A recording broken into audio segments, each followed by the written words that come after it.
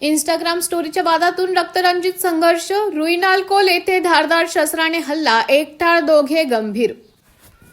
Social मीडियावर एकमेकांच्या विरोधात स्टोरी स्टेटस टाकण्याच्या कारणावरून कुरापत काढून झालेल्या वादात तिघांवर धारदार शस्त्राने हल्ला करून गंभीर जखमी केले.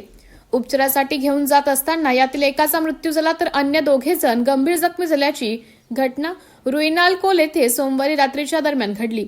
दीपक शिवाजी नालकोल, वय वर्ष 23, राहणार रुईनालकोल, तालुका आष्टी असं मृतकाचं नाव आहे. तर जखमींवर अहिल्यानगर येथील खासगी रुग्णालयात उपचार सुरू आहेत.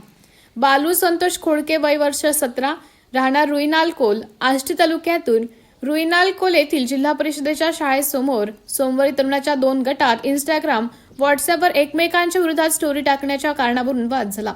यातील वादाच्या दरम्यान एक गटातील तरुणांनी तिघांजणांवर धारदार शस्त्राने हल्ला केल्याने तिघे गंभीर जखमी झाले.